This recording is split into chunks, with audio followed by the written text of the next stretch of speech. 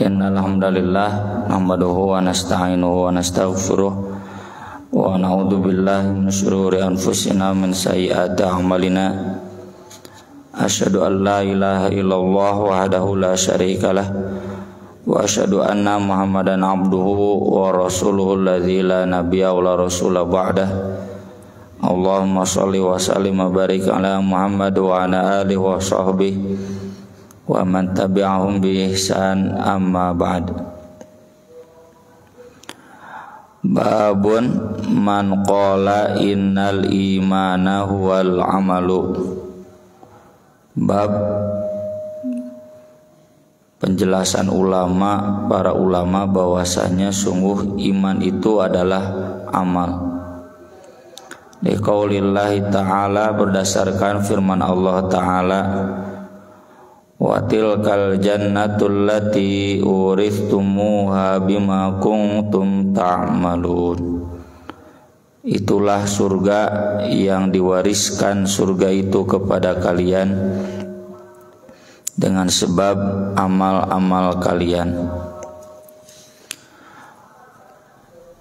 Penafsiran umum dari para ulama dengan sebab amal kalian itu dengan sebab keimanan kalian.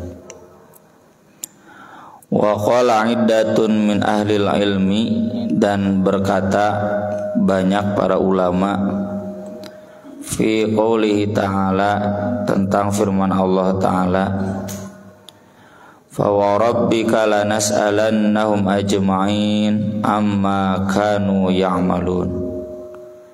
Maka sungguh demi Rabbmu, kami akan menanyakan kepada mereka semuanya apa yang sudah mereka amalkan dahulu. Kata Imam Bukhari, para ulama menafsirkan an qauli la ilaha illallah, yaitu ikrar la ilaha illallah. Wa qala, dan Allah juga berfirman di dalam surat As-Saffat, limithli hadza falyamalil amilun, untuk yang seperti ini maka hendaklah beramal orang-orang yang akan beramal. Maksudnya adalah beriman untuk mendapatkan surga, beriman dan kemudian beramal dengan amal-amal soleh di dunia. Sebagaimana sudah dibahas di kajian awal, bahwa para ulama Ahlus Sunnah wal Jamaah itu menegaskan iman itu qaulun wa amalun, perkataan dan perbuatan. Ini untuk menepis ahli bid'ah yang mengatakan iman itu cukup di hati. Sehancur-hancurnya amal seseorang, dia tetap beriman, dia tetap orang yang baik, dan tidak peduli amalnya bagaimana, atau bahkan tidak ada tuntutan amal sekalipun, yang penting dia ada iman dalam hatinya.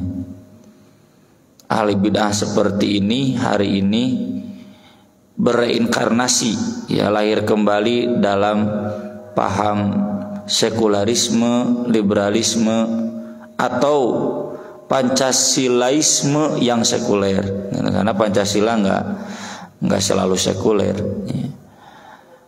Cuma memang kebanyakan, atau bukan kebanyakan, saat ini yang hadir menjadi tokoh-tokoh negeri yang mengusung Pancasila itu ya sekuler. Tadi malam saya baca berita, sedang rame Twitter si Farel Prayoga. Ibu-ibu terang Farel Prayoga, Bu? Kan ditanya ke Gus Miftah, ya, kamu cenah udah banyak uang, hati-hati, jangan lupa ngaji. Cenah, kamu suka ngaji nggak gitu kan? Nah, di harewosan ku pengawal ku asisten Gus Miftah teh dia non muslim. Oh, kamu non muslim, kamu harus ke gereja ya. Kamu apa, Kristen atau Katolik? Kan beda ya, Kristen itu Protestan. Kalau Katolik itu nggak mau disebut Kristen di Indonesia, Katolik. Katolik mah Roma, ya. Vatikan di Roma. Kristen mah bebas dari Vatikan di Roma, mandiri. Ya. Protesto liberal. Wah, rahasia itu mah privasi, cina gitu. Ya. Dan kemudian rame ya, bahwa ya begitulah, agama itu jangan jadi identitas ya. Kalau kita diajarkan fa'ing tawallau faqulu syahadu bi anna muslimun, kita harus mengatakan ke semua orang, saksikanlah kami Islam. Asyhadu alla ilaha illallah wa asyhadu anna muhammadar rasulullah. Tapi itu yang komen-komen yang dukung-dukung si parela mah puguh nya non muslim. Ini mah yang dukung di Twitter, wah rame jagat Twitter itu. Orang-orang Islam yang memang setuju urusan iman, urusan Islam, pajak si parelna enggak lah, itu mah privasi cenah gitu. Cukup di hati. Gak usah diperlihatkan di amal. Nu ngadukungna orang-orang Islam Pancasilais itu ahli bid'ah itu ya. Ahli bid'ah terbesar di zaman dulu. Bukan terbesar, cukup besar lah di zaman dulu. Kalau ahli bid'ah terbesar mah orang Syiah lebih kain. Jadi bagi mereka gak jadi soal kalau kemarin Anies Baswedan datang ke Habib Rizik ya, minta doa, ikut maulid. Nanti datang ke gereja, ikut Natal bersama ya, ke Imlek, diundang ke Imlek bersama gitu. Nggak jadi soal, karena yang penting ada keimanannya. Padahal bagi kita soal besar. Masa Natal bersama berarti mengakui Yesus putra Allah ya. Imlek bersama berarti mengakui ada Tuhan Konghucu selain Allah ya. Bagi kita masalah besar. Salam yang disebut-sebut pangeran selain ti Allah ya. Om Swastiatu, Om Namo Buddhaya. Contoh imah bu, contoh ya. Contoh imah bisi dar aya nu motongnya jika usah Abdul Somad potong tak cenah ya ustaz cenah salamna semua agama jadi dalil, contoh ieu mah. Bagi kita itu bermasalah, tapi bagi mereka enggak masalah. Iman itu di hati, amal mah bebas ya, tergantung kehendak bebas manusia. Pokoknya baik gitu. Baiknya cek saha, cek akal, bukan cek iman. Itu yang begitu dulu namanya murji'ah, hari ini mah sekuler ya, liberal ya. Makanya teu aneh ya, ditiung bahkan, tapi enggak mau menegakkan syariat Islam ya. Ongko ngakuna ulama Islam, tapi giliran syariat Islam jangan, kita negara Pancasila gitu. Padahal dari dulu di zaman dekret presiden tahun 59 yang namanya Pancasila itu tidak mungkin mengekang syariat Islam asal diperjuangkan. Ketuhanan yang Maha Esa itu salah satunya memberikan hak kepada umat Islam, menjamin kebebasan pemeluk agama untuk menjalankan agama sesuai keyakinan masing-masing. Kita yakin bahwa syariat Islam itu wajib bagi kita. Nah makanya disebut anti Pancasila ya. Yang kedua ini untuk menepis kelompok Khawarij. Kelompok Khawarij teh kalau hari ini punten ya, yang diidentikan dengan kelompok teroris. Muslim teroris loba. Khawarij itu yang menilai bahwa amal seseorang itu tidak jadi rujukan. selama dia memperlihatkan amal kafir. Ya, amal kafir itu diantaranya sibabul muslimi fusukun wa qitaluhu kufrun.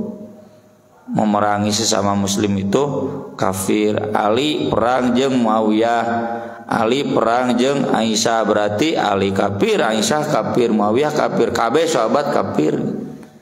Tapi makanya mereka kemudian memfatwakan halal darahnya, Ali dibunuh, Muawiyah dibunuh, cuma nggak berhasil. Hari ini mereka kelompok Khawarij itu yang punten ya, terpaksa nih saya pakai istilah yang umum, teroris, menilai karena Indonesia UUD 45 Pancasila togut, berarti semua umat Islam di Indonesia yang tidak kufur kepada togut berarti kufur, kafir, mata halal dirampas, halal diperangan, komo polisi jeung tentara. Itu dulu NI kan ya, NI begitu. Bapak mertua saya orang Singaparna, jadi tahu betul ya, bagaimana dulu kejamnya NII nyerang Muhammadiyah di Singaparna, nyerang NU di Singaparna, bahkan cena uwa cena kabit. Si uwa mah maut keluar di masjid ditemakan ku NII. Gara-gara naon? Gara-gara hayang beas. Ya. Kan dulu ada pagar betis, Bu ya Pak. Pagar betis teh keur menjarakeun NII di gunung. Nah, marga kadang turun gerombolan, istilah nantinya baheula gerombolan. Saya juga cenahnya sejarah ada pengalaman. Turun tuh menembaki ya. Zaman karena keluar di masjid teh dianggap halal darahnya. Hari ini juga sama, tukang ngebom teh halal darahnya. Padahal jelas umat Islam di Indonesia ya, Persis, NU, Muhammadiyah, sarolat kene, zakat kene, dari itu menunjukkan ada iman.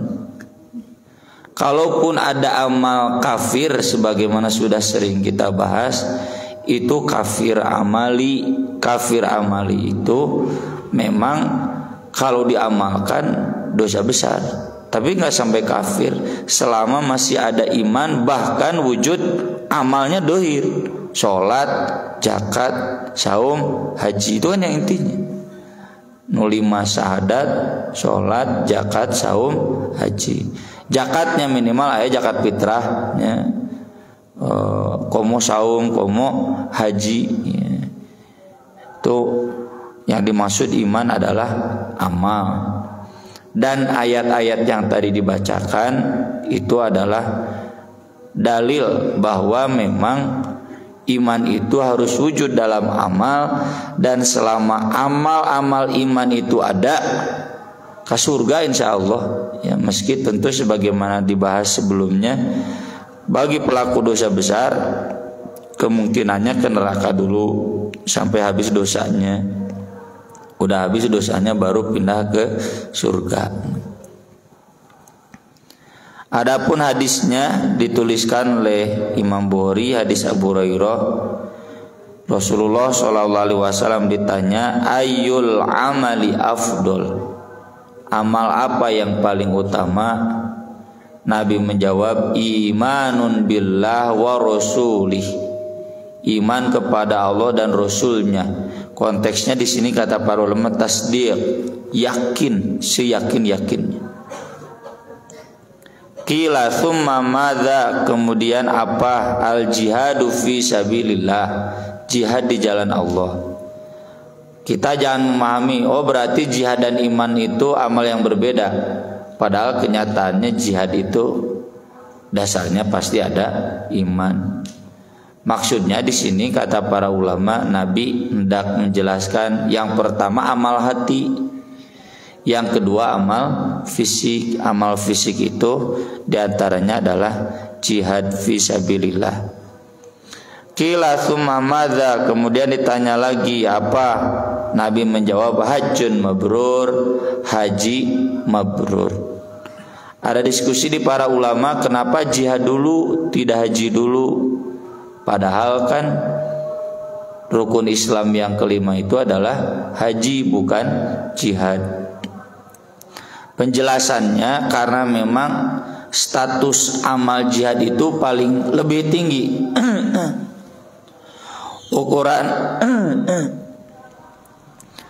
Ukuran seseorang layak masuk surga itu di Al-Quran, patokannya bukan haji tapi jihad. Amasibtum an tadkhulul jannah walamma ya'lamillahu alladhina jahadu minkum wa ya'lamus sabirin walanabluwannakum hatta na'lamal mujahidina minkum was-sabirin wa nabluwa akhbarukum. Ya, jihad. Amasibtum an tutraku walamma ya'lamillahu alladhina jahadu minkum walam yattakhidhu min dunillahi wala rasulihi walal mu'minina walijah wallahu khabirum bima ta'malun. Itu di surat Ali Imran, surat Muhammad, surat At-Taubah dan banyak. Yang kedua, karena jihad itu manfaatnya lebih luas dibanding haji. Kalau haji kan sekadar pribadi, kalau jihad itu amal buat masyarakat umum maslahatnya. Jadi kalau di hierarki yang paling utama itu amal hati. Lalu di bawahnya amal fisik yang maslahatnya lebih luas. Lalu yang ketiga amal fisik yang maslahatnya cakupannya pribadi. Ustad cenah ustad ngabimbing umroh lain baheula tuh sok ngeritik ka tukang umroh teh masih ayeuna ge sok ngeritik. Saya mengkritik dulu umroh deh ieu masjid bereskeun ya. Ari kanu umroh bro-broan, umroh wajib sekali, yang kedua kali, yang ketiga kalinya itu tidak wajib. Mampu pan rata-rata 30 juta. Mun sapasang 60 juta. Kenapa mengeluarkan uang 60 juta untuk pribadi? Bisa, padahal tidak terlalu mendesak. Selain hanya hiburan rohani ya. Dan itu sah, hiburan yang sah. Tapi untuk amal jihad fisabilillah, nih ngabangun pesantren, ngabangun masjid, muliahkeun ustad, mere laptop jang ustad tuh ya. Enak mah geus teu usum kitabnya laptop enak mah. Saya cenah pergi kitab naon teu butuh mah laptop. Kitab dan laptop ya. Sanes iklan mah sanes. Meniburan ya. Padahal ini maslahatnya lebih luas.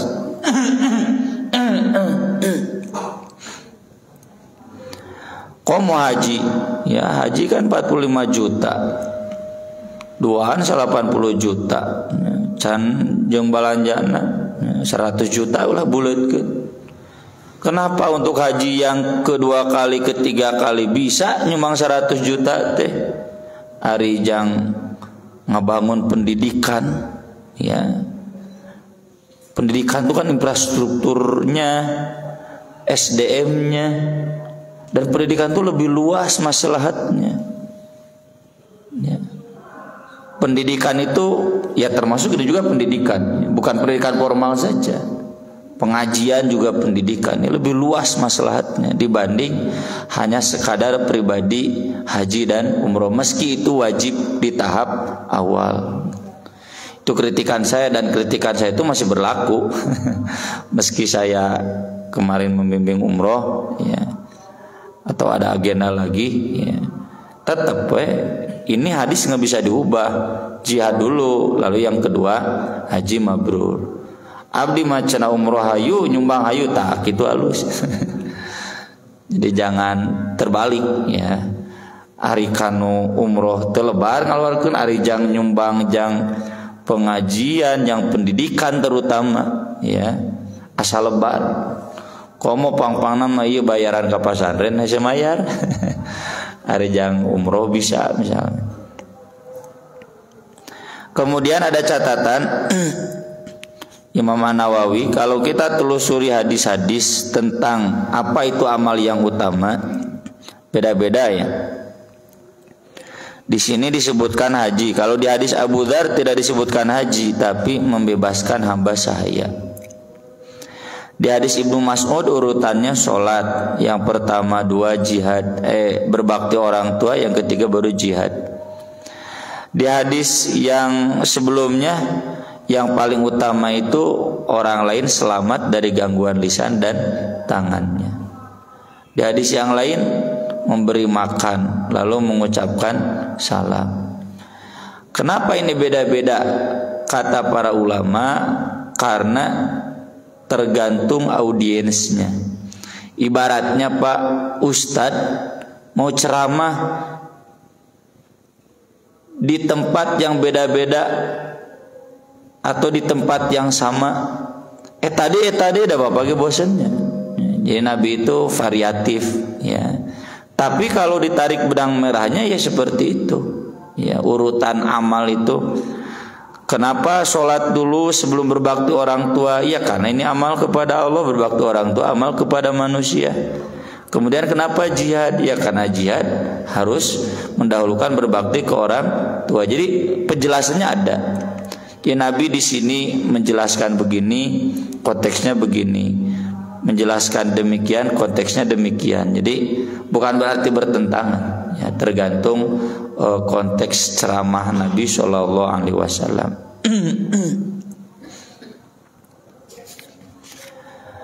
Berikutnya bab idza lam yakunil Islam alal haqiqah.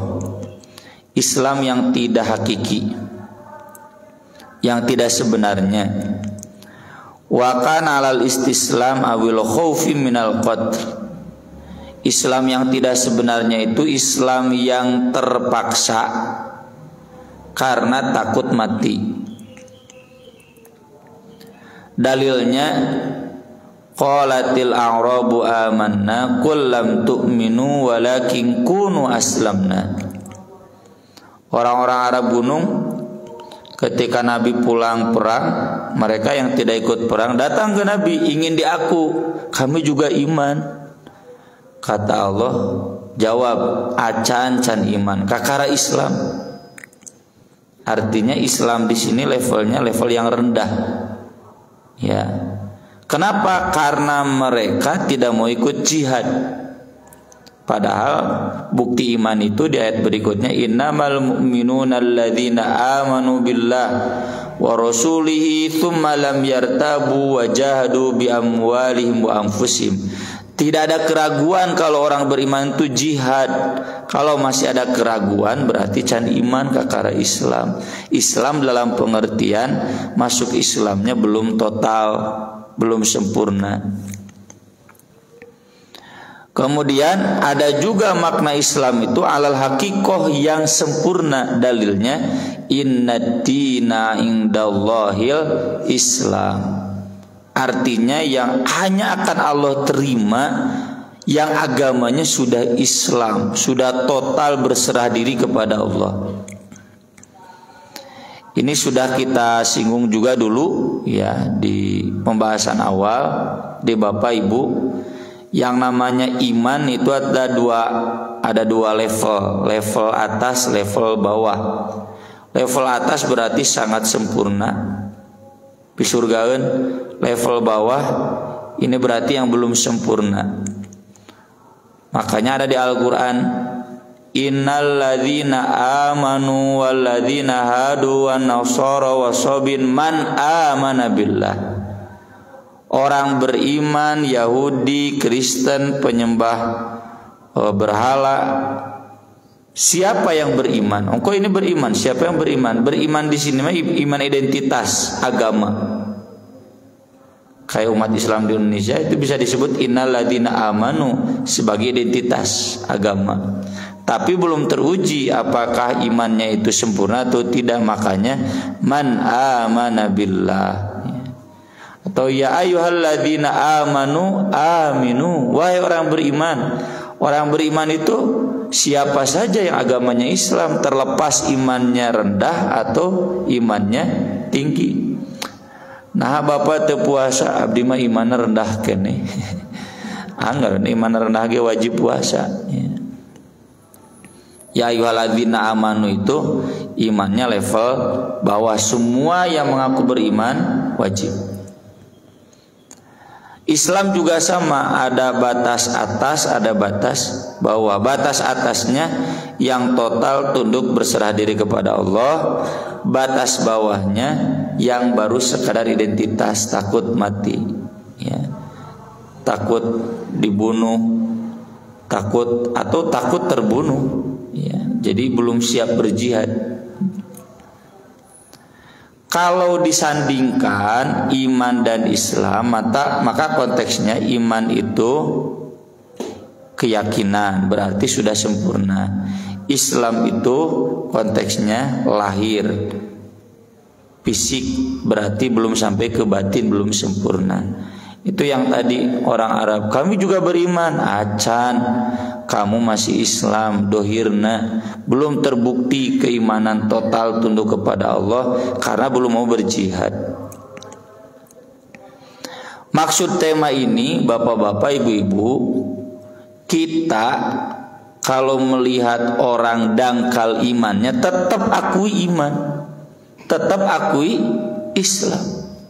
Mun ibu-ibu najan teu ditiung tah Ibu Puan Maharani jeung Megawati teh tong dikafirkeun, tetep mereka muslimah.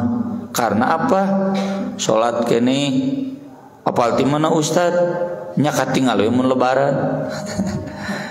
Salat jenazah banyak bahasa Taufik Kemas wafat salat. Ngabangun masjid At-Taufik berarti Islam. Jangan dihilangkan Islam hanya gara-gara ya beda mazhab jeung bapak jeung ibu gitu. Maksud tema ini ya, Islam. Cuma Islamnya memang level rendah, hari bapak ibu mah level atas. Amin ya. Hadisnya dari Sa'ad bin Abi Waqqas bahwasanya Rasulullah SAW datang ke satu rombongan dan memberi kepada rombongan itu kecuali seseorang yang menurut Sa'ad huwa a'jabuhum ilayya, dia itu orang yang paling soleh, paling dulu beriman di antara kaumnya. Kenapa yang itu dikasih, ini nggak dikasih? Faqultu ya Rasulullah malaka an fulan fa wallahi inni la arahu mu'minan. Rasul, maaf, ada apa Anda dengan si fulan? Kenapa dia nggak dikasih? Demi Allah saya bersaksi dia itu mukmin. Kata Rasul, au musliman, jangan memponis mukmin muslim. Maksudnya kata para ulama, terhadap seseorang yang baru dikenal, ini konteksnya baru dikenal nih. Tapi memang saat tahu orang yang itu yang tidak Nabi kasih, itu sudah lama beriman. Cuma memang bukan orang Madinah. Kata Nabi, jangan memponis iman Islam gitu. Maksudnya jangan meyakinkan bahwa hatinya bagus, siapa yang tahu? Muslim ya. Jangan berlebihan memuji seseorang yang memang belum dikenal. Kalau memuji yang sudah dikenal kayak Abu Bakar, Umar, Nabi sendiri yang memuji ya, memuji para sahabatnya, surga dan sebagainya. Tapi ini konteksnya orang yang baru dikenal atau tidak terlalu kenal, kita jangan memponis berlebihan, memuji berlebihan. Sahnu apa? Ya. Padahal aslinya bukan begitu. Cukup saja menyebut muslim. Lihat lahirnya, bukan lihat batinnya. Pasakatu qalilan, aku terdiam sejenak, summa ghalabani ma'alam minhu fautu lima qolati, tapi hatiku terdesar, penasaran. Hayang nanya deui ka Nabi, malakaan fulan fa wallahi ini la arahu mu'minan. Ada apa Anda? Kok yang lain dikasih, ini yang ini enggak dikasih? Dia itu beriman. Nabi lagi-lagi berkata, au musliman. Jangan begitu, jangan nyebut mukmin, muslim. Ya. Kakarawawu, ya, baru kenal belum lama sudah muji berlebihan, aya naon itu? Muslim. Sampai 3 kali, cek Nabi, kenapa Anda nggak ngasih? Dia beriman, muslim, cek Nabi. Pelajarannya tadi ya, kalau kita baru kenal seseorang atau ada ustadz baru di sini, jangan muji tina ceramah sekali, ya. Kayak kali itu Nabi bisa nginjem duit, ayo lo dipuji teh, ya. Jangan. Ya. Siapa tahu ya ternyata lahirnya enggak batinnya enggak begitu. Lihat lahirnya saja muslim gitu. Kemudian Nabi yang ketiga kalinya menjawab, ya Sa'du, hei Sa'ad, inni la'utir rajula wa ghairuhu ahabu ilayya minhu. Saya ngasih orang-orang itu dan dia tidak dikasih, padahal saya juga lebih cinta kepada orang itu.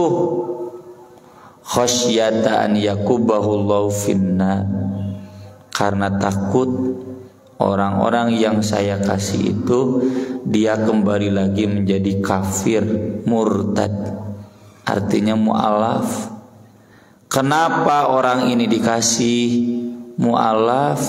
Mun teu dibere punung, nu punung bisa ngagugoreng, bahkan bisa murtad.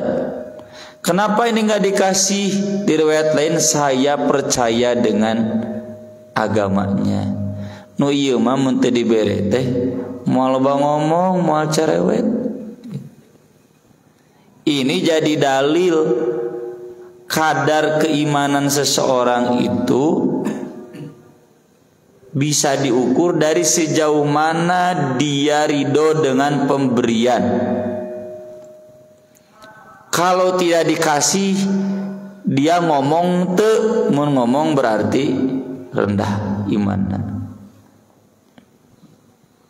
Makanya anu sumbel teh ya. Teu dibere ku Pak RT, ngambek ka Pak RT. Oh, ku abdi geus didata, tapi na teu dibere. Itu ingat tuh dari orang mah data-data. Nah itu berarti bapak ibu teh masih rendah imannya, kudu dibere wae.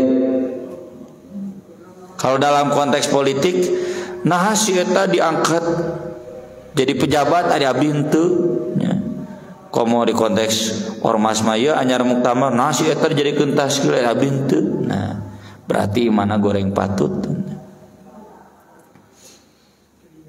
Orang yang imannya kuat itu sok wirid banyak, Allahumma la mani'a lima a'tait wa la mu'tiya lima mana' wa la yanfa'u dzal jad minkal jad.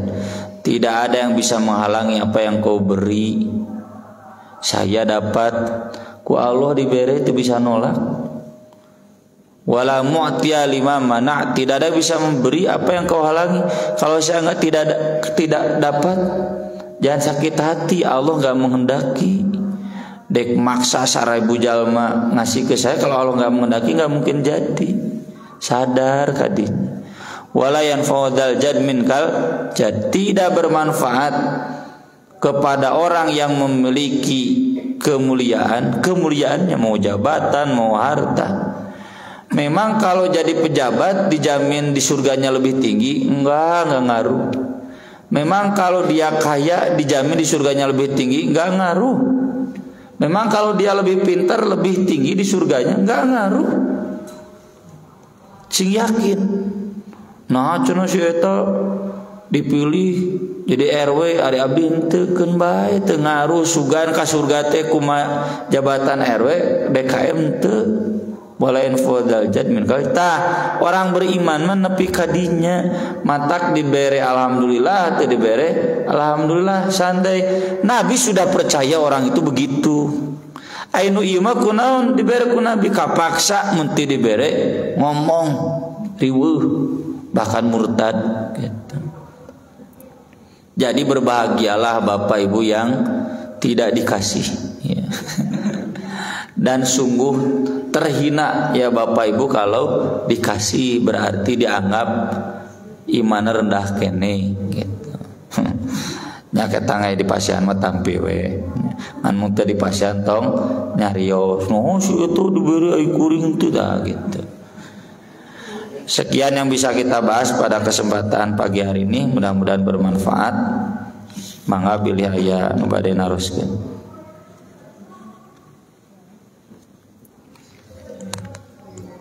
Cekap Bu? Cekapnya atur nuhun. Aku qouli hada wa astaghfirullah li wa lakum subhanakallahumma bihamdik asyhadu an la ilaha illa anta astaghfiruka wa atubu ilaik. Wassalatu wassalamu ala Rasulillah. Wassalamualaikum warahmatullahi wabarakatuh.